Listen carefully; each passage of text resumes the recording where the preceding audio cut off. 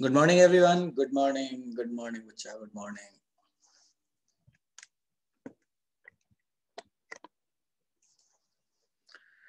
Good morning. Good morning.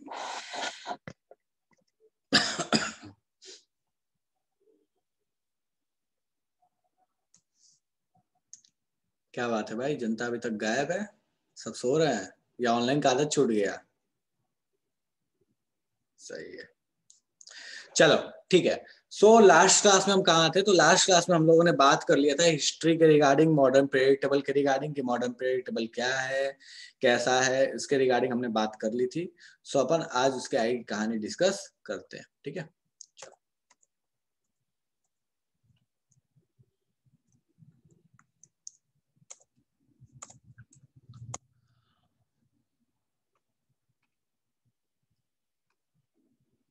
आज हम बात करने वाले नोमेनक्लेचर के बारे में, ठीक है। बहुत सारे एलिमेंट्स ऐसे हैं हमारे पीरियड टेबल में जिनको हम IUPAC के अकॉर्डिंग नोमेनक्लेचर करते हैं, उनको नाम देते हैं, ठीक है। बिल्कुल वैसे ही जैसे क्लास 10th में आपको एल्केन में पढ़ने को मिलता था, एल्कीन पढ़ने को मिलता था, हाइड्रोकार्बन्स में जो बोलते थे ना, मीथेन, इथेन, ब्यूटेन, उसी तरह से IUPAC ने जो 100 एटॉमिक नंबर से ऊपर के जितने भी एलिमेंट्स हैं उनको नाम देने का एक तरीका बताया है, ठीक है। अब वो तरीका कैसे है? तो भैया वो तरीका बिल्कुल उसी तरीके का है जिस तरीके का हमें क्लास 10th में हमें पढ़ने को मिलता था एल्केन्स के नेम, ठीक है। कैसे भाई?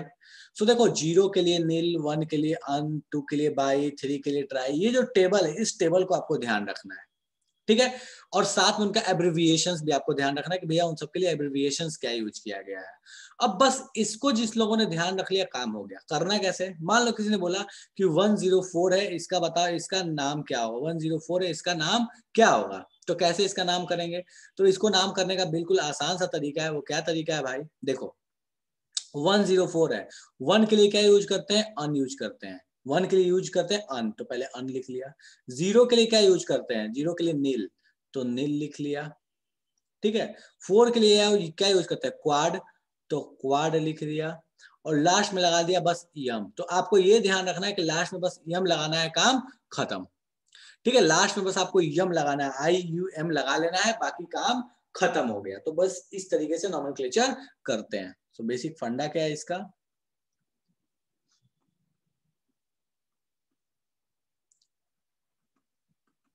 Right names according to given numbers and use suffix yum, IUM, yum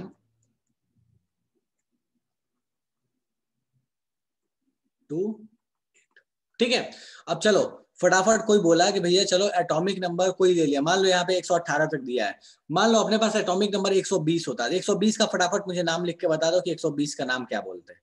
फटाफट मैसेज करो कि भैया 120 का नाम क्या होगा, जल्दी से। एटॉमिक नंबर 120 है, उसका नाम क्या लिखोगे? जल्दी से मैसेज करो।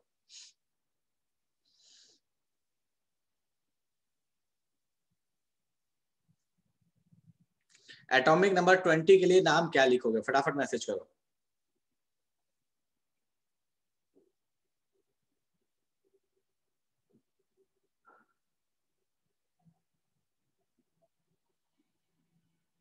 क्या हो जाएगा?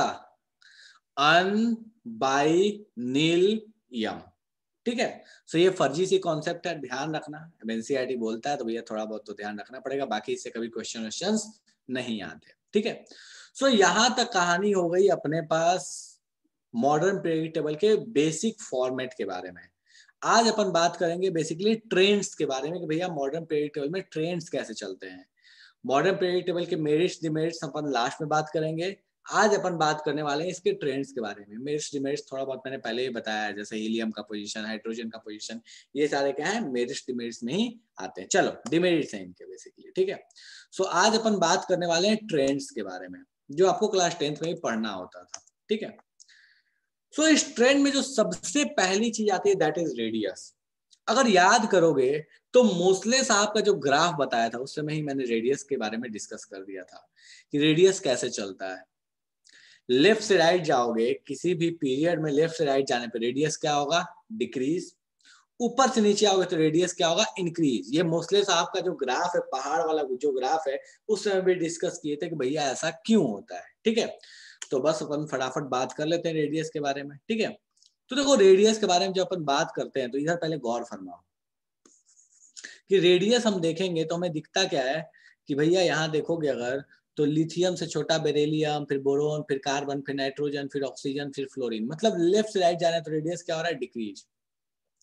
लिथियम से सोडियम जा रहे हैं तो रेडियस हो रहा है इंक्रीज। इसी तरह नीचे ध्यान दो, लिथियम से sodium, potassium, rubidium, caesium, francium, मतलब जब नीचे जा रहे हो तो रेडियस इंक्रीज हो रहा है, लेफ्ट से राइट जा रहे हो तो रेडियस डिक्रीज हो रहा है।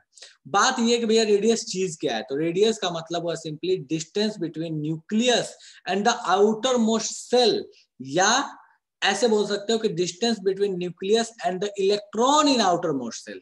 It's your choice, outermost shell बोल दो। आउटर मोस्ट सेल का मतलब क्या हुआ, जिसमें इलेक्ट्रॉन था, ऑब्वियस है, या तो आउटर मोस्ट सेल बोल दो या फिर electron in outermost shell बोल दो तो भी चलेगा, कोई समस्या नहीं।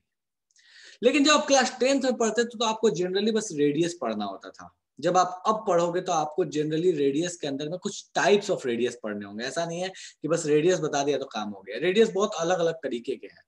सो अब अपन बात करने वाले हैं उनके ऊपर कि भैया रेडियस के जो टाइप्स हैं उन पे थोड़ा सा फोकस करते हैं।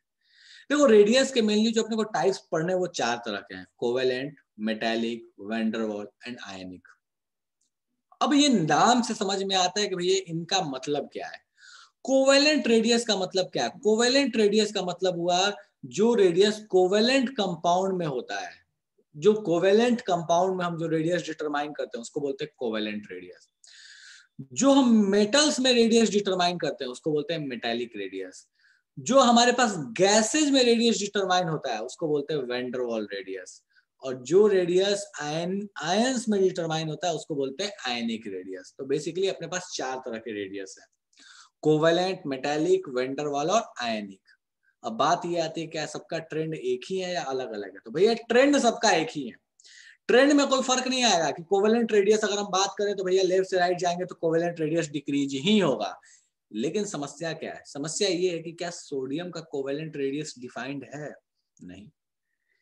क्या क्लोरीन का मेटालिक रेडियस डिफाइंड है, नहीं। सो बेसिकली ये जो डिफाइंड है ये खास तरह के कैटेगरी में डिफाइंड है, किसका क्या होगा, किसका क्या होगा। बाकी ट्रेंड जो रहने वाला है बिल्कुल सेम रहने वाला है। तो चलो फटाफट बात करते हैं अपन रेडियस के बारे में। ठीक है, रिया बोल रही है ट्रेंड क्या होता है। रिया ट्रेंड का मतलब होता है किस तरीके से कोई चीज चलने वाली है।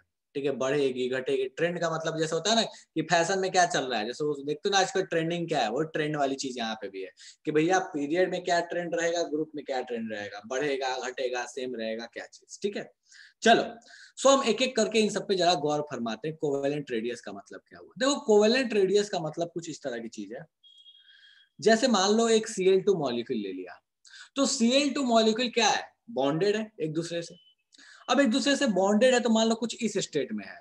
अब इसमें अगर कोवेलेंट रेडियस किसी ने बोला कि कोवेलेंट रेडियस मेजर करो, तो कैसे मेजर करोगे।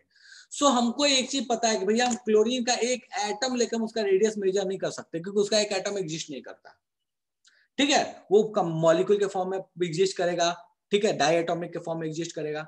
तो एक एटम लेके उसका रेडियस डिटरमाइन करना आसान नहीं था। तो हमने क्या किया, हमने क्लोरीन मॉलिक्यूल में दो जो उसके सेंटर थे, जो क्लोरीन मॉलिक्यूल में ये जो दोनों के सेंटर हुए, दोनों एटम के सेंटर हुए, इसके बीच का डिस्टेंस ले लिया। अब 2 सर्कल है, इसके बीच का जो डिस्टेंस ले लिए तो भैया इसका रेडियस कितना होगा, तो उस डिस्टेंस का आधा। लेकिन एक चीज नोटिसेबल है क्या, कि यहाँ कुछ एरिया ऐसा भी है जो कॉमनली ओवरलैप्ड है। ये जो कुछ एरिया है जो कॉमनली ओवरलैप्ड है, ठीक है, इसका क्या करें। तो इसका मतलब ये हुआ कि हम इसके बारे में ज्यादा कुछ तो नहीं कह सकते, लेकिन हम इतना जरूर कह सकते हैं कि यहाँ से जो रेडियस हम कैलकुलेट करके लाएंगे, जो कोवेलेंट रेडियस होगा वो एक एटम के रेडियस से छोटा होगा। सॉरी, वो एक एटम के रेडियस से छोटा होगा। क्यों, क्योंकि भैया यहाँ कुछ एरिया जो है ये ओवरलैप्ड भी है, कुछ कॉमन एरिया भी है। बेसिकली इसको ध्यान दोगे तो ये 2 सर्कल है, 2 सर्कल में ये बीच में कटा हुआ जगह है। इन दोनों के बीच के डिस्टेंस को अगर हाफ करोगे तो जो रेडियस आएगा वो एग्जैक्टली ये क्या होगा, इसके रेडियस के बराबर नहीं होगा, उससे थोड़ा कम होगा। सो हम ये बोल सकते हैं कि कोवेलेंट रेडियस जो होता है वो एक्चुअल में क्या है, तो जो वेंडर वॉल रेडियस है या जो अकेले क्लोरीन होता तो जो रेडियस होता है that will be counted as van der Waals radius. तो भैया वेंडर वॉल रेडियस से छोटा आएगा कोवेलेंट रेडियस। कोई ऐसा जिसको इसमें समस्या है तो फटाफट बता दो कि हमको ये चीज समझ में नहीं है कि वेंडर वॉल से कोवेलेंट छोटा कैसे हो गया। कोई ऐसा जिसको वेंडर वॉल से कोवेलेंट छोटा कैसे होगा समझ में नहीं आया तो फटाफट बता दो। डन है, चलो। वेंडर वॉल का मतलब वो simple atomic radius is vendor Waals radius, ठीक है। अब अपन आते हैं मेटालिक रेडियस कि भैया मेटालिक रेडियस क्या है। तो देखो मेटालिक रेडियस की कहानी क्या है, कोई भी मेटल जो होता है वो एक कहीं ना कहीं एक लैटिस के फॉर्म में होता है। लैटिस का सिंपल सा मतलब है कि एक खास तरह के अरेंजमेंट में होता है, ठीक है। अब वो मेटल्स में ऐसा नहीं होता कि जैसे कोवेलेंट में बॉन्ड बने हुए होते हैं वैसे मेटल में बॉन्ड ऐसा कुछ नहीं होता। वहां एक अलग चीज होती है that is metallic bonding, but वहां पे ऐसा नहीं है ना कि कोई एरिया वहां पे शेयर्ड हो। सो वहां पे जो हम मेटल्स में जो रेडियस निकालते हैं, बस इसको आसान भाषा में ध्यान रखो कि जो मेटल्स में रेडियस निकला that is known as metallic radius. जैसे सोडियम के लिए मेटालिक रेडियस होगा, लेकिन क्लोरीन के लिए क्या डिफाइंड होगा, कोवेलेंट रेडियस, ठीक है। नेक्स्ट आता है that is vendor Waals radius. Vendor Waals radius का मतलब क्या हुआ, ये अगर आसान भाषा में बोला जाए तो ये वो रेडियस है जो एक एटम का हम अलग से अकेले निकालते हैं। जैसे नोबल गैसेज, नोबल गैसेज कोई बॉन्डिंग फॉर्म में नहीं होते, वो गैसियस फॉर्म में होते हैं, तो उनका जो रेडियस कैलकुलेट होता है दैट इज वैन डर वाल रेडियस। और वैन डर वाल रेडियस हमेशा कोवेलेंट या मेटालिक रेडियस से बड़ा होगा। हमेशा वैन डर वाल रेडियस कोवेलेंट या मेटालिक से बड़ा होगा। क्यों? क्योंकि वैन डर वाल रेडियस जो है एक एटम का अकेला घूमता फिरता एटम का रेडियस है, लेकिन कोवेलेंट और मेटालिक क्या पैक्ड है, उनका रेडियस है। और पैकिंग होने की वजह से रेडियस क्या हो जाएगा, थोड़ा छोटा हो जाएगा, थोड़ा कॉन्ट्रैक्ट कर जाएगा। सो ये कहानी आपके पास है रेडियस की, भैया टाइप्स ऑफ रेडियस क्या होते हैं। बाकी ट्रेंड के लिए चिंता करने की बात नहीं है, ट्रेंड बिल्कुल वैसे ही चलेगा। लेफ्ट से राइट जाओगे तो रेडियस डिक्रीज होगा, ठीक है, और ऊपर से नीचे आओगे तो रेडियस इंक्रीज होगा। मेटालिक रेडियस का मतलब सिंपल होता है आनंद बाबू कि जो मेटल्स के अंदर में जो रेडियस डिफाइन करता है, जैसे सोडियम का किसी ने बोला कि सोडियम का रेडियस इतना है, इसका मतलब क्या हुआ, सोडियम मेटल का बात कर रहा है, मेटालिक रेडियस की बात कर रहा है, ठीक है। चलो एक और भी चीज इन सब में आती है दैट इज आयनिक रेडियस, ठीक है। अब आयनिक रेडियस क्या है थोड़ी देर बाद चर्चा करेंगे। बाकी इन सब में कहानी बिल्कुल ट्रेंड एक जैसी चलेगी, लेफ्ट से राइट से डिक्रीज और ऊपर से नीचे आने पे इंक्रीज, ठीक है। चलो अब यहां जरा सा गौर फरमाते हैं, ठीक है। ये आपका ट्रेंड लिखा हुआ है, लेफ्ट से राइट जाओगे तो रेडियस डिक्रीज होगा, ऊपर से नीचे आओगे तो रेडियस इंक्रीज होगा। अप से डाउन या down the group number of shells getting added. आपके पास क्या हो रहा है, एक एटम है उसमें number of shells, number of orbits को आप ऐड करते जा रहे हो। नंबर ऑफ ऑर्बिट्स ऐड होंगे तो ऑब्वियस है कि आपके पास जो बाहर वाला इलेक्ट्रॉन है वो दूर होते जा रहा है, मतलब रेडियस क्या होते जा रहा है, इंक्रीज। लेकिन जब एक ही सेल में आप इलेक्ट्रॉन को ऐड कर रहे हो, मान लो अपने पास ये कहानी है कि एक एटम है ये, और इसमें इसी में मान लो 2 सेल है, और दूसरे वाले सेल में मैं इलेक्ट्रॉन्स को ऐड किए जा रहा हूँ। मैं यहाँ एक इलेक्ट्रॉन डाल दिया, यहाँ इलेक्ट्रॉन ऐड कर रहा हूँ। सो इस केस में क्या होगा कि जब इसी सेम सेल में अगर आप इलेक्ट्रॉन को ऐड कर रहे हो तो यहाँ पे होगा क्या कि चूंकि न्यूक्लियस में भी नंबर ऑफ प्रोटॉन्स बढ़ रहे हैं, इस वजह से इन सब पे अट्रैक्शन बढ़ेगा। डिस्टेंस तो सेंटर से ज्यादा हुआ नहीं, डिस्टेंस तो अभी वही है, लेकिन चूंकि अट्रैक्शन बढ़ गया सेंटर से, क्योंकि न्यूक्लियस बढ़ गया, न्यूक्लियस में प्रोटॉन बढ़ गया है, जिस वजह से हम बोलते हैं कि लेफ्ट से राइट जाने पर रेडियस क्या होता है, डिक्रीज होता है। और उसके लिए एक आसान भाषा में टर्म यूज करते हैं that is effective nuclear charge क्या होता है, इंक्रीज होता है। अब इफेक्टिव न्यूक्लियर चार्ज होता क्या है इसके बारे में बाद में चर्चा करेंगे। आसान भाषा में समझ लो कि न्यूक्लियस के अंदर में नंबर ऑफ प्रोटॉन्स बढ़ रहे हैं, इसलिए रेडियस क्या हो रहा है, डिक्रीज हो रहा है, ठीक है। सो लेफ्ट से राइट जाने पे रेडियस डिक्रीज और ऊपर से नीचे आने पे इंक्रीज। भैया प्रोटॉन कैसे बढ़ रहा है अमरजीत बाबू, एटॉमिक नंबर बढ़ रहा है तो प्रोटॉन नहीं बढ़ेगा, एटॉमिक नंबर ही तो बढ़ता है लेफ्ट से राइट। भाई लिथियम से आप beryllium boron carbon nitrogen oxygen की तरफ जाओगे तो क्या हो रहा है, प्रोटॉन बढ़ रहा है। प्रोटॉन बढ़ना मतलब एटॉमिक नंबर बढ़ रहा है, ठीक है, चलेगा। सो ये कहानी हो गई रेडियस की ट्रेंड की, लेफ्ट से राइट में आपके पास डिक्रीज, ऊपर से नीचे इंक्रीज। आर्गन का रेडियस सोडियम से बड़ा होगा, ठीक है। निधि इस चीज पे कि आर्गन और सोडियम वाला जो कंपैरिजन, इस पे कभी बाद में फुर्सत में बात करेंगे, पहले इन चीजों को थोड़ा हो जाने दो। मैं वैन डर वाल पे अभी बात नहीं कर रहा चाहते, ठीक है, रुक जाओ, ठीक है। चलो सो ये जनरल ट्रेंड हो गया रेडियस के बारे में, लेकिन इस पे क्वेश्चंस बहुत रेयरली आते हैं। जो एक्चुअल में क्वेश्चन बनता है वो क्वेश्चन सबसे अधिक बनता है आयनिक रेडियस पे। तो जरा इस पे गौर फरमाते हैं आयनिक की कहानी कैसे चलती है। देखो ये एक रेडियस का ट्रेंड आपके पास दिया हुआ है, लिथियम से beryllium, boron, carbon, nitrogen, oxygen, fluorine. ठीक है, हमको दिख रहा है कि भैया आप जैसे लेफ्ट से राइट आ रहे हो तो रेडियस क्या हो रहा है, धीरे धीरे कम होते जा रहा है। अगर आप इधर में देखोगे तो lithium, sodium, potassium, rubidium, caesium, francium, radius increase हो रहा है। इधर भी आप फ्लोरीन, क्लोरीन, ब्रोमीन, आयोडीन देख रहे हो तो रेडियस क्या हो रहा है, इंक्रीज हो रहा है। सो बेसिक फंडा क्या है, ऊपर से नीचे आने पर रेडियस इंक्रीज होगा, लेफ्ट से राइट जाने पर रेडियस डिक्रीज होगा। एकदम बिल्कुल रट्टा मार के बैठ जाना है अपने को, ठीक है। लेकिन जो एक्चुअल में क्वेश्चंस बनते हैं वो आयनिक पे बनते हैं। तो जरा अपन बात करते हैं अब आयनिक रेडियस के बारे में, ये अपने लिए काफी इंपॉर्टेंट है, ठीक है। अब देखो आयनिक रेडियस चीज क्या है। सो दिस इज सिंपली, नाम से पता चल रहा है कि radius of ions, radius of ions, ions के जो रेडियस है इसको बोलते हैं आयनिक रेडियस। अब कौन से आयंस, तो भैया आयंस में दोनों ही हो सकते हैं, केटायन भी हो सकता है, एनायन भी हो सकता है, इसलिए C प्लस और M- लिखा हुआ है। M- का मतलब हुआ एनायन और C प्लस का मतलब हुआ केटायन। अब बात आती है कि इसमें क्वेश्चंस कैसे आएंगे, ठीक है। आदर्श बोला है कि रेडियस को पीएम से रिप्रेजेंट करता है। अरे आदर्श बाबू तुम यूनिट कुछ भी यूज कर ले मेरे भाई, पीएम यूज कर ले, एंगस्ट्रॉम यूज कर ले, नैनोमीटर यूज कर ले, चॉइस तेरी है, चाहे तो मीटर यूज कर ले, चॉइस आपकी है, उसके लिए कोई रिस्ट्रिक्शन नहीं है, ठीक है। चलो बात आती है कि रेडियस आयंस के कैसे, इनके ट्रेंड्स कैसे चलते हैं। तो एक चीज रेडियस के बारे में जो अब अभी तक जो पढ़े वो 10th तक था, अब जो पढ़ने वाले वो 11th का कॉन्सेप्ट है, उसको ध्यान से सुनो। अगर आपके पास कभी भी, अगर आपके पास कभी भी ऐसा हो किसी दो के बारे में कंपैरिजन हो जिसमें जिसमें एक ने ज्यादा नंबर ऑफ सेल्स यूज किए और एक ने कम नंबर ऑफ सेल्स यूज किए, जो ज्यादा नंबर ऑफ सेल्स यूज करेगा उसका रेडियस हमेशा बड़ा होगा। More number of shells, more the radius, ठीक है। सो मैं बेसिकली यहां सीधे लिखता हूं कि radius is directly proportional to number of shells used. जितना ज्यादा सेल्स का नंबर यूज होगा उतने ही रेडियस होगा। इस चीज को दिमाग में सेट करो, उतना बड़ा रेडियस होगा। मतलब एक एटम है जो 3 सेल यूज कर रहा है और एक एटम है जो 4 सेल, या एक आयन है जो 3 सेल यूज कर रहा है और एक आयन है जो 4 सेल यूज कर रहा है, 4 सेल वाले का रेडियस 3 वाले से बड़ा होगा। ये दिमाग में सेट करके रखना, ठीक है, पहली चीज। दूसरी चीज, अब हालांकि इसका मतलब ये नहीं कि इसका एक्सेप्शन नहीं होता, होता है, बट जनरल केस में आपको एक्सेप्शन देखने को नहीं मिलेगा। दूसरी चीज कि अगर सेम सेल से बिलोंग करते हैं, if ions have same shell used, then अगर आयंस ने सेम सेल यूज किया, मतलब दो आयंस के कंपैरिजन करना, दोनों ने सेम सेल यूज किया है, मतलब दो दो सेल दोनों ने यूज किया है, तब कैसे रेडियस के बारे में बताएं, ठीक है। देन अब इसके लिए कंडीशन सिंपल ये है, रेडियस इज, ध्यान देना, radius is inversely proportional to atomic number, ठीक है। Radius is inversely proportional to atomic number, मतलब जिसका एटॉमिक नंबर ज्यादा होगा उसका रेडियस क्या हो जाएगा, कम हो जाएगा। बेसिकली क्या है ये, नंबर ऑफ प्रोटॉन्स है।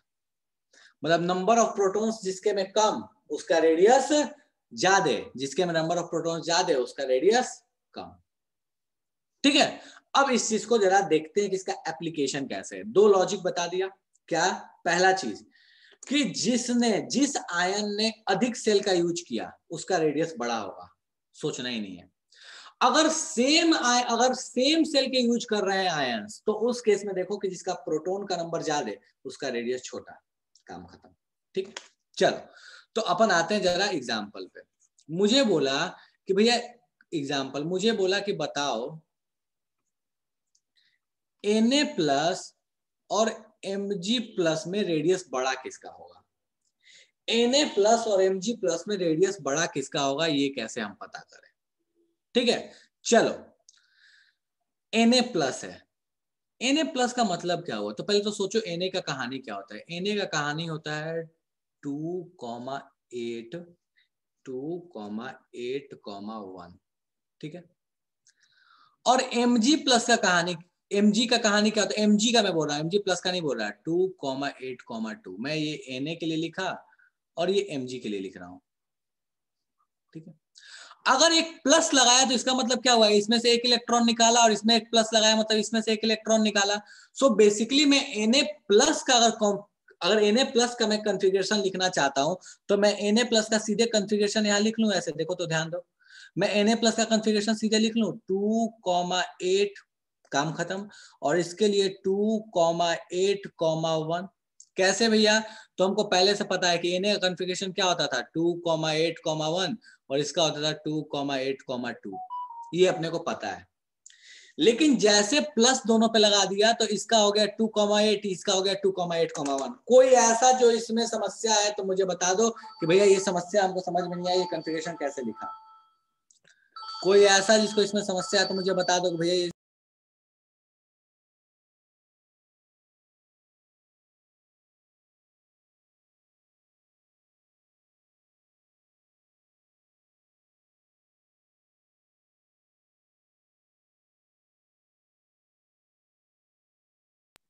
हाँ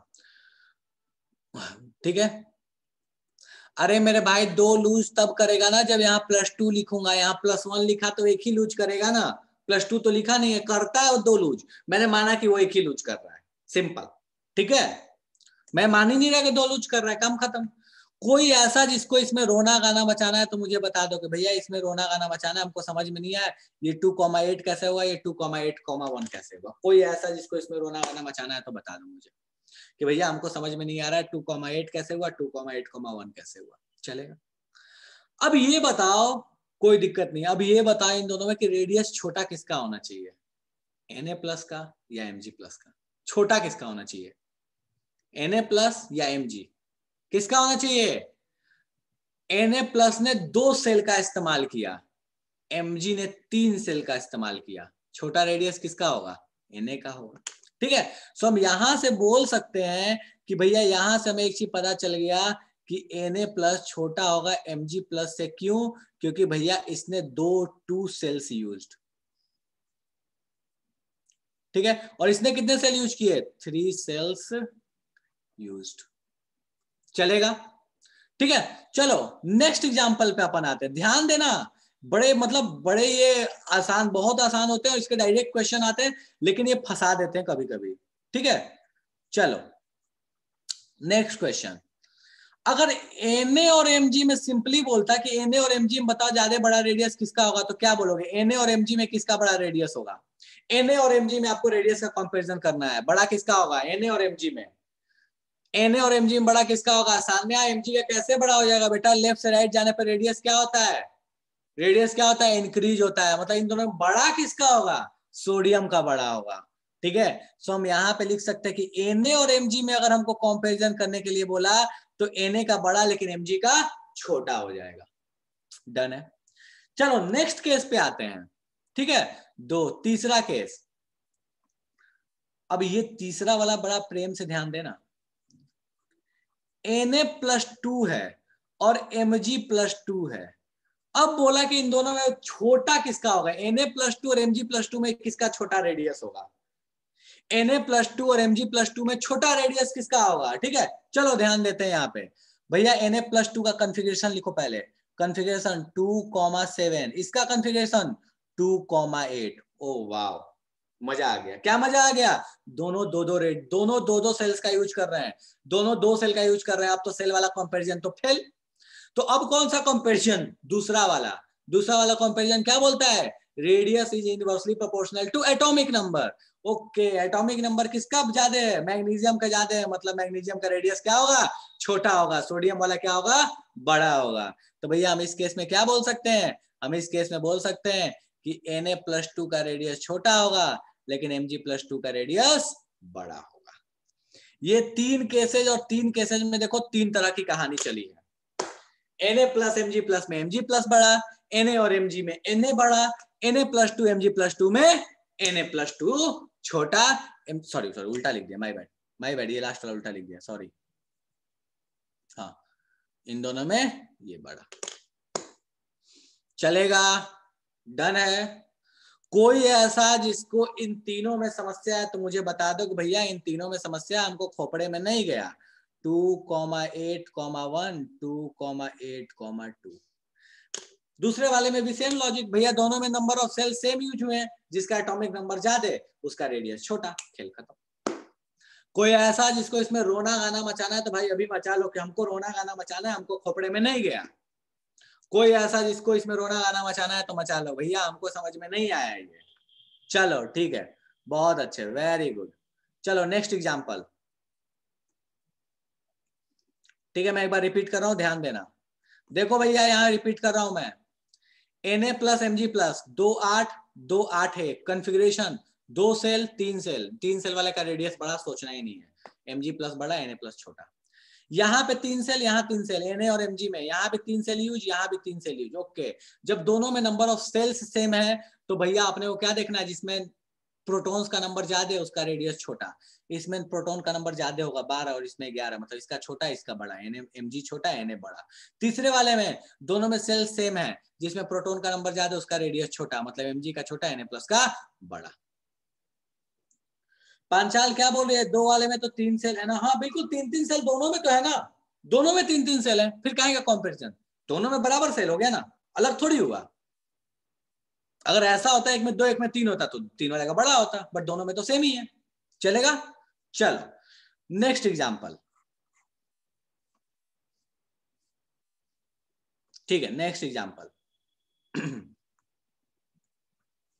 एकदम बिल्कुल इसी का यूज कर रहा हूं मैं, आपको सीक्वेंस बनाना है, ध्यान देना। Na plus Mg plus Al plus P plus, इनको अकॉर्डिंग टू रेडियस अरेंज करो। ठीक है, मैं सबका नाम दे रहा हूं, सबका नाम दे रहा हूं, ABCD, according to radius arrange करो फटाफट। अकॉर्डिंग टू रेडियस आपको अरेंज करना है, फटाफट अरेंज करो और बताओ क्या होगा। अकॉर्डिंग टू रेडियस अरेंज करो। अनुष्का गलत है, अकॉर्डिंग टू रेडियस अरेंज करो इनको, अरेंज करके फटाफट मैसेज करो कि भैया ये ऑर्डर होगा।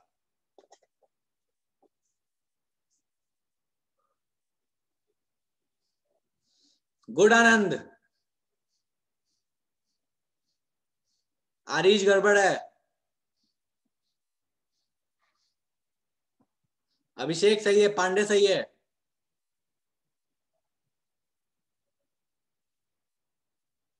अंजन गलत है, शिवम गलत है,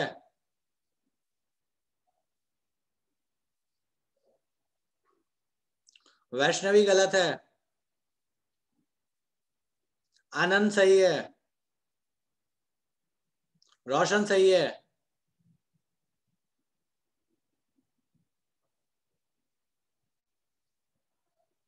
आकाश गलत है, निधि गलत है,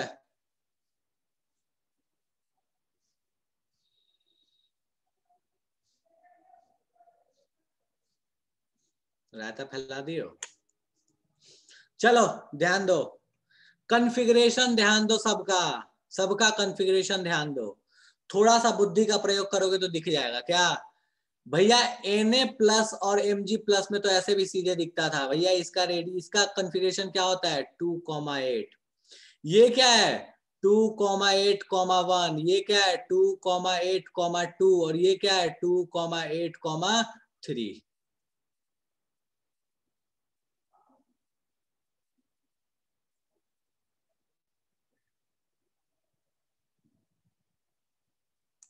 फोर,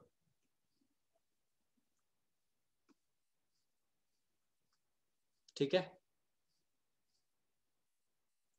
अब मुझे ये बताओ कि इन तीनों में, अब एक देखो कंपैरिजन, आपको क्या दिख रहा है, आपको दिख रहा है कि इन तीनों ने सेम सेल का यूज किया है, 3 का 3 का 3 का, मतलब इन तीनों ने 3-3 सेल का यूज किया, इसने 2 सेल का यूज किया है।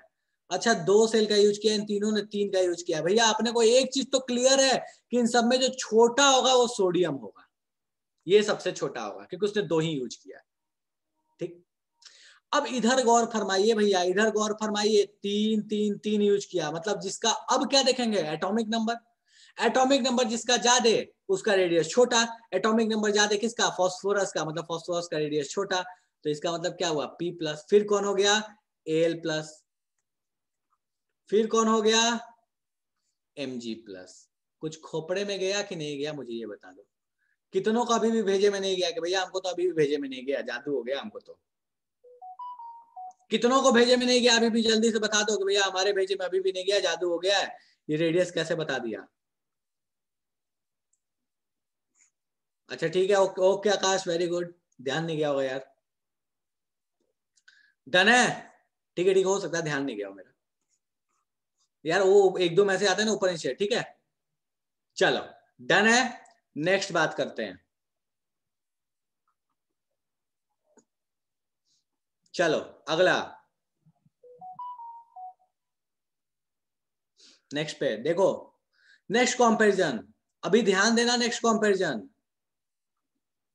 O2 minus, F minus, N3 minus, बोलता क्या है, इन तीनों को रेडियस के अकॉर्डिंग अरेंज करो, ए बी और सी रेडियस के अकॉर्डिंग अरेंज करो, फटाफट अरेंज करो और मुझे बताओ कि इनका रेडियस कैसे अरेंज होगा।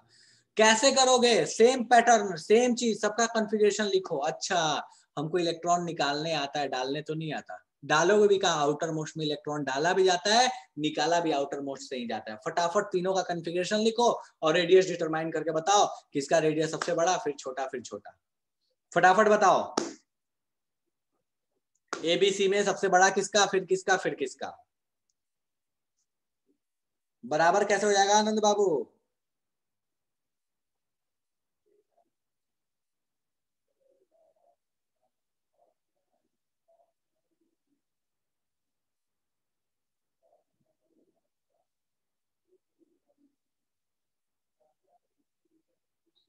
आदर्श बाबू गड़बड़ है,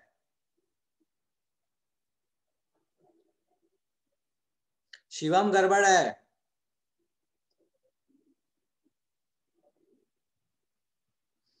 दिव्यांशु सही है,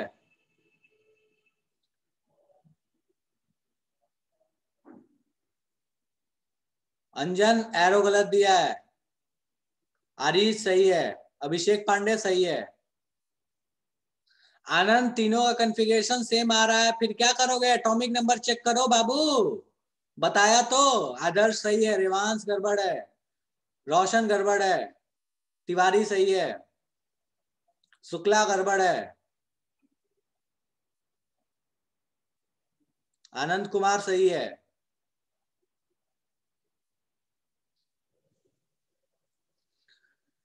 चलो ध्यान दो भैया, मैं तीनों के लिए कॉन्फ़िगरेशन लिख रहा हूं, देखो ध्यान दो, तीनों के लिए कॉन्फ़िगरेशन लिख रहा हूं मैं। ऑक्सीजन में पहले से कितने इलेक्ट्रॉन थे, 2,6, 2,6, दो और ऐड हो गया 2,8, इसके लिए भी 2,8, इसके लिए भी 2,8, 5 था 3 ऐड हो गया, एक था एक ऐड हो, 7 था एक ऐड हो गया, 6 था एक ऐड, 6 था 2 ऐड हो गया। सो भैया तीनों का कॉन्फ़िगरेशन तो सेम है, जो इन लोगों ने सेल्स ऑक्युपाई किया वो भी सेम ही होगा, मतलब सेल वाला लॉजिक तो लगेगा नहीं। अब हमको क्या लगाना पड़ेगा भैया, एटॉमिक नंबर, अपने को पता है एटॉमिक नंबर जिसका ज्यादा है उसका रेडियस कम, सबसे ज्यादा किसका, फ्लोरीन का, फिर ऑक्सीजन, फिर नाइट्रोजन, मतलब रेडियस का ट्रेंड क्या हो जाएगा भैया, तो हमको अब सोचना ही नहीं है रेडियस का ट्रेंड क्या होने वाला, रेडियस का ट्रेंड क्या हो जाएगा, F minus, O2 minus, N3 minus, खेल खत्म। कोई ऐसा जिसको इसमें रोना गाना मचाना है तो मुझे बता दो कि भैया हमको रोना गाना मचाना है, समझ में नहीं आया। रेवांश बाबू शायद आप उल्टा लिखे थे, एक बार फिर से देखो, किसने उल्टा लिखा था, शायद बहुत लोगों ने उल्टा लिखा, बेसिकली एक ने क्या। शुक्ला ध्यान दो, यहाँ पे तीनों में नंबर ऑफ, देखो तीनों में नंबर ऑफ सेल्स ऑक्युपाइड तो सेम ही है, लेकिन नंबर ऑफ प्रोटॉन्स किसमें ज्यादा है, इसमें, मतलब इसका रेडियस सबसे छोटा, फिर इसमें इसका, फिर और इसमें नंबर ऑफ प्रोटॉन सबसे कम, इसका मतलब इसका रेडियस सबसे ज्यादा, खेल खत्म, चलेगा, डन है। चलो नेक्स्ट देखते हैं, भाई मेरे BAC तूने लिखा था, ठीक है, और ये CAB है। अच्छा उल्टा सीक्वेंस लिखा था क्या? अच्छा ठीक है, नहीं ध्यान गया होगा मेरा। ठीक है कोई बात नहीं, सीक्वेंस ऐसे उल्टा लिख दिया होगा इसलिए ध्यान नहीं गया होगा मेरा। ठीक है चल, ठीक है ओके नेक्स्ट।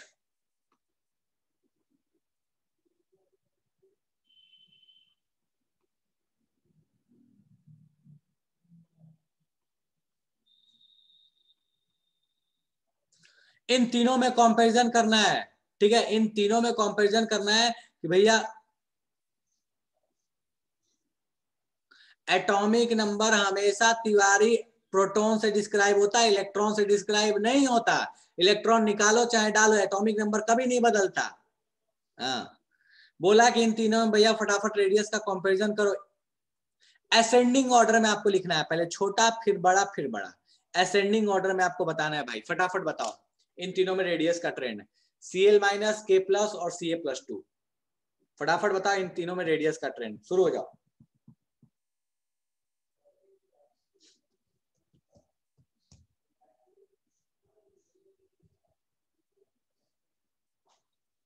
गुड रोशन,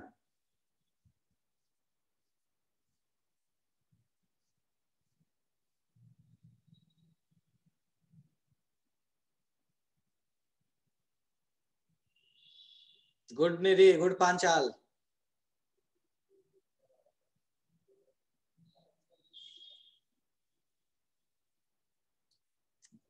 गुड आनंद,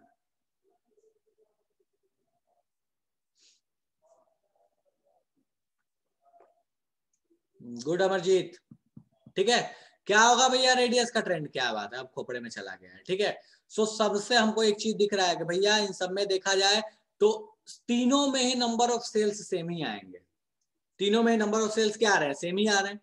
तो सेल तो अलग अलग है नहीं। अब अपने को दिखना है कि भैया ओके, अब देखते हैं एटॉमिक नंबर के बारे में बात करते हैं। तो एटॉमिक नंबर ज्यादा किसका? Cl का, मतलब इसका रेडियस सब, सॉरी एटॉमिक नंबर सबसे कम Cl का, रेडियस सबसे बड़ा। ज्यादा किसका? कैल्शियम का, रेडियस सबसे छोटा। तो हमारे पास ट्रेंड क्या आ जाएगा? Ca+2, फिर K प्लस, और फिर आ जाएगा Cl माइनस। कोई ऐसा जो इसमें दुखी है तो मुझे बता दो भैया हम तो दुखी हो गए, हमको समझ में नहीं आया ये ट्रेंड कैसे लिख दिया।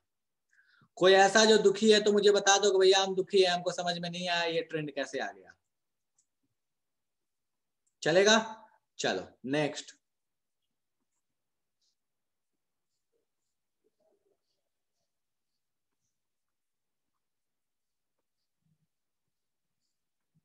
अरेंज करो इन सबको फटाफट।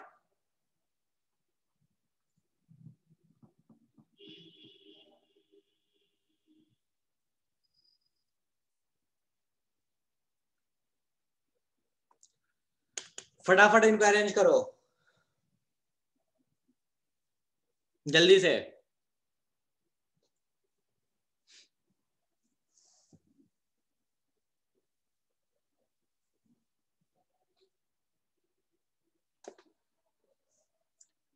इंक्रीजिंग ऑर्डर में अरेंज करना है, इंक्रीजिंग ऑर्डर में, सबसे छोटा फिर बड़ा फिर बड़ा फिर बड़ा।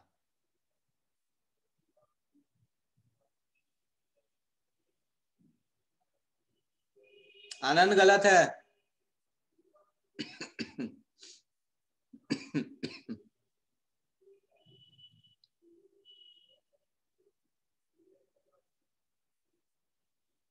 निधि सही है। अंजन बाबू गड़बड़ किए हो कहीं पे?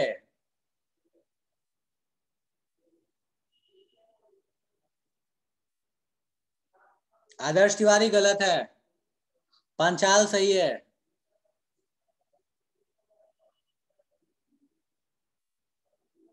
आरीश गलत है। तिवारी गलत है। शुक्ला सही है। आनंद राज सही है। पांडे गलत है। रिया गलत है। रिया एरो शायद गलत लगाया है बेटा, वो आगे ऊपर चला गया। ले, बहुत का निकल गया, पता ही नहीं चला। चलो ठीक है, ओके। कल्याणी सही नहीं, गलत है, कल्याणी गलत है। चलो ठीक है, करते अपन फटाफट। देखो ध्यान दोगे तो इसमें जितना सेल यूज हुआ उतना इसमें भी यूज हुआ है, इसमें भी 3 यूज हुआ है, इसमें भी 3 यूज हुआ। इन दोनों में देखोगे तो 4-4 यूज हुआ है, ठीक है। चलो तो इसका मतलब ये तो हुआ कि भैया ये दोनों छोटे होंगे और ये दोनों बड़े होंगे, ये तो क्लियर हो गया, ठीक है। सी डी बड़ा होगा और ए बी छोटा होगा। अब ए बी में छोटा कौन होगा? तो भैया ए बी में छोटा कौन होगा? इसका एटॉमिक नंबर ज्यादा है, फ्लोरीन छोटा होगा, तो बी सबसे छोटा, फिर कौन हो गया? ए, हमको पता है फ्लोरीन और ऑक्सीजन में कौन हो जाएगा छोटा? फ्लोरीन, ठीक है। अब इन दोनों में छोटा कौन होगा? क्लोरीन और सल्फर में हमको दिख रहा है, अच्छा दोनों में एटॉमिक नंबर सेम है, कॉन्फ़िगरेशन सेम है, प्रोटॉन ज्यादा किसका? प्रोटॉन अपने पास क्लोरीन में ज्यादा, मतलब रेडियस छोटा। रेडियस छोटा मतलब क्या हो गया? डी, और फिर कौन हो गया? सी। तो क्या हो गया अपने पास order? B A D C. चलेगा? कोई ऐसा जिसको इसमें रोना गाना मचाना है तो मुझे बता दो भैया कि हमको तो रोना गाना मचाना है, हमको समझ में नहीं आया है। कोई ऐसा जिसको इसमें रोना गाना मचाना है तो बता दो। हाँ तिवारी, ठीक है। किसी को इसमें रोना गाना मचाना है? सो ये अपने पास कहानी हो गई ट्रेंड की, रेडियस की, कि भैया रेडियस का ट्रेंड आयंस में कैसे चलता है। क्वेश्चंस इसी पे सबसे अधिक पूछे जाते हैं, सबसे अधिक क्वेश्चंस इसी पे पूछे जाते हैं, ठीक है। अब एक दो चीज है जो आपको मैं यहाँ पे बता दे रहा हूँ डायरेक्टली, ठीक है। बाद में भविष्य में हो सकता है इस पे कभी क्वेश्चन आ जाए, तो ध्यान रखना, ठीक है। पॉइंट वाइज ध्यान रखना। Radius of D block elements, block elements are usually smaller. अगर डी वाले के साथ कंपैरिजन करने के लिए दे दे तो डी वाले का सबसे छोटा मान लेना, टेंशन लेने की बात नहीं है। अगर गलती से मोसले साहब का ग्राफ याद होगा ना तो ये समझ में आ जाएगा कि मोसले साहब का ग्राफ जो ऐसे ऐसे बनता था, उसमें ध्यान दिए होगे, उसमें बताया था मैंने कि डी वाले यहाँ बैठते हैं, यहाँ बैठते हैं डी वाले, मतलब डी वाले का रेडियस जो होता है यूजुअली क्या होता है? छोटा होता है। तो इस चीज को ध्यान रखना कि भैया डी वालों का रेडियस छोटा होता है, इस चीज को सीधे पॉइंट वाइज ध्यान रखिएगा, ठीक है। सो ये आपके पास कहानी हो गई रेडियस के रिगार्डिंग कि रेडियस कैसे चलता है। नेक्स्ट आते हैं, नेक्स्ट ट्रेंड, ठीक है। Next trend is ionisation enthalpy. अब पहले समझो कि आयोनाइजेशन इंथैल्पी है क्या। सो देखो इसको डिफाइंड स्टैंडर्ड वाइज ऐसे करते हैं, एनर्जी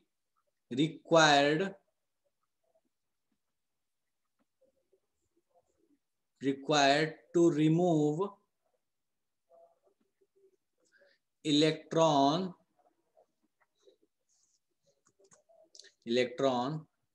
from, क्या लिखना, from outer shell of neutral gaseous atom, neutral gas atom, ठीक है। ये इसका स्टैंडर्ड डेफिनेशन हो गया, ठीक है। चलो जो लिख दिया लिख दिया। बोलता है क्या है कि एक न्यूट्रल गैसियस एटम से आपको जो इलेक्ट्रॉन निकालने में एनर्जी देनी पड़ेगी वही कहलाती है आयोनाइजेशन एंथैल्पी। एग्जांपल के तौर पे बात करते हैं, मान लो सोडियम एटम ले लिया गैसियस, और इसमें से क्या किया कि एक इलेक्ट्रॉन को निकाल दिया, तो एक इलेक्ट्रॉन को निकाला तो क्या बना? Na प्लस गैसियस और साथ में एक इलेक्ट्रॉन। यहां पे जो आपको एनर्जी देनी पड़ी, एनर्जी गिवन, ठीक है, जो यहां आपको एनर्जी देनी पड़ी that is simply ionisation enthalpy. इसी को बोलते हैं आयोनाइजेशन एंथैल्पी, कि भैया आपको एक इलेक्ट्रॉन निकालने के लिए जो एनर्जी देनी पड़ी वही होगी आयोनाइजेशन एंथैल्पी।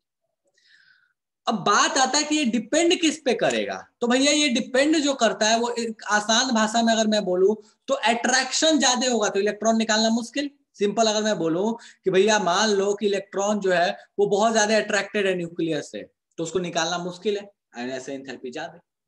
अट्रैक्शन कम तो आयोनाइजेशन एंथैल्पी कम, क्योंकि अट्रैक्शन कम है, निकाल कर आराम से फेंक लोगे। किसी को बाहर निकालना कब आसान है? जब उसका अट्रैक्शन कम हो। तोड़ना कब आसान है? जब अट्रैक्शन कम, अट्रैक्शन ज्यादा है तो तोड़ना मुश्किल है। अब चलो भैया इसके लिए तो हम इसको सिंपली अगर मैं ऐसे लिखूं कि ionisation enthalpy is directly proportional to effective nuclear charge. Effective nuclear charge basically इसको कुछ नहीं, ये अभी के लिए समझ लो नंबर ऑफ प्रोटॉन्स है, फिलहाल के लिए नंबर ऑफ प्रोटॉन्स, फिलहाल के लिए मान लो, होता नहीं है, होता नहीं है, ये कुछ अलग चीज है, बट अभी समझने के लिए नंबर ऑफ प्रोटॉन्स मान के चलो, that is effective nuclear charge. ठीक है, सो ये नंबर ऑफ प्रोटॉन्स मान के चलो and inversely proportional to radius. Radius ज्यादा होगा, दूर रहेगा न्यूक्लियस से इलेक्ट्रॉन, इलेक्ट्रॉन दूर है, निकालना आसान है। यार न्यूक्लियस के अंदर में अगर प्रोटॉन ज्यादा है तो अट्रैक्शन ज्यादा होगा, निकालना मुश्किल है। सो बेसिकली रेडियस से इनवर्स और नंबर ऑफ प्रोटॉन से डायरेक्ट चलेगा। कोई ऐसा जिसको इसमें तकलीफ है तो बता दो भैया हमको तो तकलीफ है, समझ में नहीं आया। कोई ऐसा जिसको इसमें तकलीफ है तो बता दो कि भैया हमको समझ में नहीं आया, जादू हो गया ये चीज। ठीक है, चलो ठीक है, मैं फिर से बोल रहा हूं, रेडियस से इनवर्स चलेगा, रेडियस बढ़ते जाएगा। सोचो एटम, मान लो ये एक एटम है, ठीक है, ये एक एटम बना दिया हमने और इसमें एक ये ऑर्बिट है, एक ये ऑर्बिट है। अब मुझे ये बताओ कि कौन से वाले इलेक्ट्रॉन को निकालना आसान है? येलो वाले भी इलेक्ट्रॉन को निकालना आसान है या ब्लू वाले को निकालना आसान है? ऑब्वियस है ब्लू वाले को। क्यों? क्योंकि ब्लू वाला न्यूक्लियस से ज्यादा दूर है, आराम से निकाल लेंगे, अट्रैक्शन कम होगा। येलो वाला न्यूक्लियस के ज्यादा पास है, अट्रैक्शन ज्यादा होगा, निकालना मुश्किल होगा। सो किसको निकालना आसान है? जो दूर है। मतलब हम बोल सकते हैं जिसको निकालना आसान उसको एनर्जी भी कम देना पड़ेगा, ऐसा एनर्जी कम देना पड़ेगा। तो हम बोल सकते हैं कि भैया ब्लू वाले के लिए आई कम होगा लेकिन येलो वाले के लिए आई ज्यादा होगा। तो हम इसको ऐसे बोल सकते हैं, आई जो होगा ये ब्लू वाले के लिए कम होगा और येलो वाले के लिए क्या होगा? ज्यादा होगा। चलेगा? क्यों भैया? क्योंकि येलो वाला जो है वो न्यूक्लियस के पास है, निकालना मुश्किल है, ब्लू वाला दूर है, निकालना आसान। तो रेडियस से इनवर्स चलेगा। अब जेड प्लस से डायरेक्ट का मतलब क्या हुआ? मान लो कि दोनों ही सेम ऑर्बिट में होते, मान लो दोनों ही सेम ऑर्बिट में होते, सेकंड सेकंड में होते, तब क्या करते? तो किसको निकालना आसान था? जिस केस में प्रोटॉन कम होगा क्योंकि उसका अट्रैक्शन कम होगा, जिस केस में प्रोटॉन ज्यादा होगा उसका अट्रैक्शन ज्यादा होगा। अगर पहला वाला कंडीशन नहीं भी याद रखो तो दूसरे वाले कंडीशन से भी आप बता सकते हो, कोई दिक्कत नहीं होगा, इस अकेले कंडीशन से भी आप सारा काम कर लोगे। चलो, तो इसके हिसाब से अगर हम बात करें तो हम क्या कह सकते हैं कि भैया लेफ्ट से राइट, चलो रेडियस वाली चीज को हम पकड़ के चलते हैं सिंपल, रेडियस के साथ। रेडियस बढ़ेगा आई घटेगा, रेडियस घटेगा आई बढ़ेगा, रेडियस आई इनवर्सली प्रोपोर्शनल है। लेफ्ट से राइट जाते हो, लेफ्ट से राइट रेडियस क्या होता है? डिक्रीज होता है। लेफ्ट से राइट जाने पर रेडियस डिक्रीज होता है, मतलब आई क्या होगा? इंक्रीज होगा। रेडियस और आयोनाइजेशन एंथैल्पी क्या है? अपोजिट है। Radius decrease, ionisation enthalpy increase. ऊपर से नीचे आओगे, अच्छा रेडियस क्या होता है? इंक्रीज। ऊपर से नीचे आने पर रेडियस इंक्रीज, मतलब आयोनाइजेशन एनर्जी डिक्रीज। तो बेसिकली अगर मैं इसका ट्रेंड ऐसे लिख दूं तो कोई रोना गाना मचाना चाहता है तो बता देना कि भैया हमको रोना गाना मचाना है, हमको इसमें जादू हो रहा है, समझ में नहीं आया। सो अगर मैं ऐसे लिखूं कि लेफ्ट से राइट के लिए, इधर इसमें लिखता हूं लेफ्ट से राइट के लिए इंक्रीज और ऊपर से नीचे के लिए डिक्रीज, तो किसी को रोना गाना मचाना है तो मुझे बता दो भैया हमको रोना गाना मचाना है, हमको समझ में नहीं आया। कोई ऐसा है कि लेफ्ट से राइट जाने पे कैसे इंक्रीज हुआ और ऊपर से नीचे आने पे डिक्रीज कैसे हुआ, ये हमको खोपरे में नहीं गया, जादू हो गया है? कोई ऐसा कहना चाहता है? डन है? चलेगा? चलो ठीक है, एग्जाम्पल देखते हैं इसका, बिल्कुल आसान आसान से एग्जाम्पल बनेंगे। चलो, बोला मुझे कि बताओ भैया जरा इस ग्रुप में अरेंज करो, तो मुझे बोल दिया कि लिथियम और बेरिलियम, इन दोनों में ज्यादा किसका होगा? मुझे फटाफट बता दो किसका ज्यादा होगा आयोनाइजेशन एनर्जी? लिथियम और बेरिलियम में ज्यादा किसका होगा?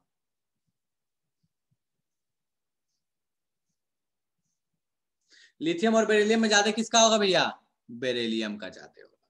ठीक है, आसान है। कैसे भैया? बेरिलियम का लेफ्ट से राइट जाने पे क्या होगा? इंक्रीज होगा। ऐसे भी सोचो, बेरिलियम का रेडियस छोटा, लिथियम का बड़ा, अच्छा छोटा वाले का आयोनाइजेशन एंथैल्पी ज्यादा, कम खत्म। ठीक है, चलो दूसरा एग्जांपल। हमको बोल दिया भैया बताओ बोरोन और कार्बन का, बोरोन और कार्बन में ज्यादा बड़ा किसका, कार्बन का। क्यों? क्योंकि भैया कार्बन से निकालना मुश्किल है, बोरोन से निकालना आसान है। क्यों भैया? क्योंकि कार्बन का रेडियस छोटा है, बोरोन का ज्यादा काम चलेगा। लेकिन इन सबके अलावे, ये जो कहानी है, इन सबके अलावे कुछ और भी फैक्टर्स हैं जो इसमें काम करते हैं। तो जरा इसको मैं पहले गौर से इसको दिखा दूं, इस टेबल को, फिर उस पर बात करेंगे अपन, ठीक है। सो देखो इस टेबल को ध्यान दो, इस टेबल को ध्यान दोगे तो दिखा है कि लिथियम से बेरिलियम का तो ज्यादा है, लेकिन बेरिलियम से बोरोन का कम हो गया। फिर कार्बन का ज्यादा, नाइट्रोजन का ज्यादा, फिर नाइट्रोजन से ऑक्सीजन का कम हो गया, फिर फ्लोरीन का ज्यादा, नियन का ज्यादा। यार पंगा हो गया यहाँ तो लेफ्ट से राइट जाने पर हमको तो मास्टर जी ने बताया था कि सिर्फ बढ़ता है, लेकिन यहाँ पे बोरोन के केस में कम हो गया और यहाँ ऑक्सीजन के केस में यहाँ दिख रहा है। अच्छा यहाँ इन दोनों में तो ये नीचे हो गया, इन दोनों में ये नीचे हो गया, ये तो पंगा हो गया। क्या समस्या है फिर कि बेरिलियम से बोरोन का कम क्यों और नाइट्रोजन से ऑक्सीजन का कम क्यों, ऐसा क्यों हुआ? सो इसके लिए वर्क करता है, दैट इज स्टेबिलिटी फैक्टर, ठीक है। सो अब अपन बात करते हैं, अब यहां से पंगा शुरू होता है, ठीक है। Stability factor affects ionisation enthalpy. कैसे? सो भैया स्टेबिलिटी फैक्टर कैसे अफेक्ट करता है? तो ionisation enthalpy is inversely proportional to stability. भैया अगर कोई एटम या कोई कॉन्फ़िगरेशन अगर स्टेबल है, अगर कोई कॉन्फ़िगरेशन स्टेबल है या कोई एटम स्टेबल है, तो उसकी आयोनाइजेशन एनर्जी ज्यादा हो जाएगी। सॉरी माय बैड, उल्टा लिख दिया, स्टेबिलिटी लिखा ना, डायरेक्ट प्रोपोर्शनल। मतलब अगर अपने पास कभी ऐसा हो गया कि कोई एटम या कोई एटम अगर स्टेबल है, तो उसकी आयोनाइजेशन एंथैल्पी ज्यादा होगी हमेशा। अब किस तरह की स्टेबिलिटी की बात कर रहे हैं? स्टेबिलिटी का कोई एटम स्टेबल कब होता है? या तो जब वो हाफ फिल्ड हो या जब फुल फिल्ड हो। अब हाफ फील्ड फुल फील्ड की कहानी तो मैंने आपको पहले भी बताई है कि भैया हाफ फील्ड और फुल फील्ड क्या होता है। हाफ फील्ड हो या फुल फील्ड हो, उस केस में कहानी बदल जाती है। अब ये सेम लॉजिक लगता है वहां पे जहां पे बोरोन था, सेम लॉजिक लगता है वहां जहां नाइट्रोजन था। कैसे? अगर आपको P3 कॉन्फ़िगरेशन दिख गया, P3 कॉन्फ़िगरेशन दिख गया, तो समझ लो P3 वाले की स्टेबिलिटी ज्यादा होगी, इसकी आयोनाइजेशन एंथैल्पी ज्यादा होगी। अगर आपको H2 कॉन्फ़िगरेशन दिख गया, H2 is a full field, H2 is a full field, P3 is a half field, H2 दिख गया तो इसकी आयोनाइजेशन एंथैल्पी ज्यादा होगी और इसकी कम होगी, उससे पहले वाले की कम होगी। तब जरा गौर फरमाते हैं क्या होने वाला है। हम सबका एक बार लिखते हैं, लिथियम, बेरिलियम, बोरोन, कार्बन। इस चीज को ध्यान देना है, इस पे क्वेश्चन बहुत बार पूछा गया है। कार्बन, नाइट्रोजन, ऑक्सीजन, फ्लोरीन, इन सबका कॉन्फ़िगरेशन लिखते हैं। भैया इसका कॉन्फ़िगरेशन क्या होता है? आउटर मोस्ट लिख रहे हैं 2s1, 2s2, 2s2, 2p1, ठीक है, 2s2, 2p2, 2s2, 2p3, 2s2, 2p4 और ये हो गया 2s2, 2p5, ठीक है। चलो सबके ग्रुप भी लिख लेते हैं ऊपर में, first, second, 13th, 14th, 15th, 16th, 17th। अब एक चीज आपको नोटिस करनी है, हमको बोला गया कि लेफ्ट से राइट जाने पे बढ़ेगा, बढ़ेगा, लिथियम से ज्यादा बेरिलियम का होगा, कोई दिक्कत नहीं है, लिथियम से अधिक होगा बेरिलियम का। लेकिन पंगा कहां आ गया? पंगा देखो यहां आ गया, भैया बोरोन का कॉन्फ़िगरेशन P1 है और बेरिलियम का H2 है। H2 ज्यादा स्टेबल होगा इन कंपैरिजन टू P1। H2 की स्टेबिलिटी ज्यादा होगी इन कंपैरिजन टू P1। अगर नहीं भी याद, नहीं भी अगर ये हाफ फील्ड फुल फील्ड ध्यान रहे, तो सीधे इसको रट्टा मार लेना है। H2 और P1 ज्यादा स्टेबल कौन? H2। मतलब इसमें से इलेक्ट्रॉन निकालना मुश्किल है, ये P1 वाला तो फिर भी निकल जाएगा। मतलब अगर हम बेरिलियम और बोरोन में कंपैरिजन करें तो हम क्या बोलेंगे? हम बोलेंगे कि भैया लिथियम से ज्यादा तो दोनों ही होगा, लेकिन बोरोन पहले आएगा फिर बेरिलियम आएगा। क्यों? क्योंकि भैया बेरिलियम जो है वो half field full field configuration है, इस फुल फील्ड की वजह से इसकी स्टेबिलिटी ज्यादा हो गई है। तो ये बेरिलियम बोरोन से निकालना फिर भी आसान है, बेरिलियम से थोड़ा मुश्किल हो गया, इसलिए पहले बोरोन और फिर बेरिलियम। उसके बाद फिर नॉर्मल कहानी, उसके बाद फिर क्या, कार्बन P2 है, कोई दिक्कत नहीं है कार्बन। समस्या आ गया नाइट्रोजन पे। देखो अब नाइट्रोजन क्या हो गया P3 और ऑक्सीजन है P4। इसका मतलब क्या हुआ कि P4 से निकालना आसान है, P3 से निकालना मुश्किल है। इसका मतलब यहाँ फिर से पंगा हो गया कि कार्बन के बाद कौन आएगा, ऑक्सीजन आएगा, फिर नाइट्रोजन आएगा और लास्ट में कौन आएगा, फ्लोरीन आएगा। अगर नहीं रहे याद तो सीधे इसको रट्टा मार जाओ कि भैया ये होता है कॉन्फ़िगरेशन, ध्यान रखना। और इसके अकॉर्डिंग आपको सीधे एक और भी चीज दिखता है, ये ग्रुप नंबर वाइज भी आप लिख सकते हो। तो ग्रुप नंबर 1, फिर 3, फिर 2, फिर ये हो गया आपके पास सॉरी 13, फिर ये हो गया 14, फिर ये हो गया 16, फिर हो गया 15, फिर हो गया 17। तो भैया इस टेबल को ध्यान रखना कि आयोनाइजेशन एंथैल्पी में एक पंगा है। कहाँ पंगा आता है, नाइट्रोजन ऑक्सीजन जहां पंगा आता है, जहां नाइट्रोजन ऑक्सीजन मिलता है या जहां बोरोन और बेरिलियम मिलता है। मतलब H2 वाला का जो होगा ऐसे इन शॉर्ट बोलो। सो हम इन शॉर्ट अगर इसको ऐसे और भी सिंप्लीफाई करके मैं बोलूं तो भैया H2 वाले का ज्यादा होगा इन कंपैरिजन टू P1, ठीक है। और आपके पास P3 वाले का ज्यादा होगा इन कंपैरिजन टू P4, ठीक है। यही दो पंगा है जिस वजह से दो जगह पे चेंज होता है, H2 और P1 वाले में H2 का ज्यादा, P3 और P4 वाले में P3 का ज्यादा। सो भैया इस चीज को आपको ध्यान रखना है, इस टेबल को ध्यान रखना है कि भैया नाइट्रोजन और ऑक्सीजन में नाइट्रोजन का ज्यादा, बेरिलियम और बोरोन में बेरिलियम का ज्यादा। अब सेम इस ग्राफ को कंपैरिजन कर सकते हो। अब देखो इस ग्राफ को, लिथियम के बाद बोरोन, फिर बेरिलियम, कार्बन, फिर ऑक्सीजन, फिर नाइट्रोजन, फिर फ्लोरीन, फिर नियम। देखो नीचे से ऊपर जाते हुए अब आपको दिख गया कि भैया समस्या क्या चल रही थी। सो ठीक है, अभी के लिए फिलहाल यहीं पे क्लास को मैं द एंड करता हूँ, ठीक है। यहाँ पे सभा को हम समाप्त करेंगे। जितना आज पढ़ाया उसको पढ़ के आना, और जो ये लास्ट में बताया इस चीज को अच्छे से पढ़ के आना। और निधि ऐसा नहीं है कि ये ग्रुप 2 में सिर्फ पंगा है, ग्रुप नंबर आपको इस पीरियड 2 में पंगा, ऐसा नहीं है, ये सारे जगह पंगा है। अगर आपके पास कभी देता क्लोरीन और सल्फर दे देगा, सॉरी सल्फर और फास्फोरस देगा तो वहां पे भी ज्यादा होगा, ठीक है। चलो तो इस चीज को ध्यान रखिएगा, ठीक है। और मैं बहुत ज्यादा नहीं पढ़ा रहा आज, ठीक है। यहाँ पे मैं क्लास थोड़ा सा छोड़ देता हूँ बिकॉज शायद ओवरडोज ना हो जाए, ओवरडोज होगा तो समस्या हो जाएगा, ठीक है। बाकी जिसके डाउट है वो डाउट पूछ लो। और तिवारी स्टेबिलिटी फैक्टर का मतलब हुआ कि हाफ फील्ड और फुल फील्ड वाले की स्टेबिलिटी ज्यादा होती है in comparison to normal configuration, ठीक है। सो इस वजह से हमको दिखा कि भैया इस वजह से हम बोल सकते हैं कि अपने पास P3 वाले का P3 ज्यादा स्टेबल P4 से, तो इसका हो गया आयोनाइजेशन एंथैल्पी ज्यादा, इसका कम। H2 ज्यादा स्टेबल P1 से, तो इसका ज्यादा, इसका कम। चलेगा। सो ये कहानी है, और इस चीज को तुम रट्टा मार ले, इस पे क्वेश्चन बहुत बार बनते हैं और बहुत सारे बनते हैं, ठीक है।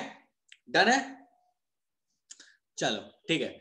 सो जिसके डाउट है डाउट पूछ लो, बाकी जनता जा सकती है। नेक्स्ट क्लास में फिर आपके जो भी अभी आने वाले आपको इन्फॉर्मेशन दे दिया जाएगा ग्रुप में आप अपडेटेड रहिएगा, ठीक है। चलो ठीक है, चलो ठीक है। तो इसी के साथ सभा आज की समाप्त करते हैं। चलो ठीक है।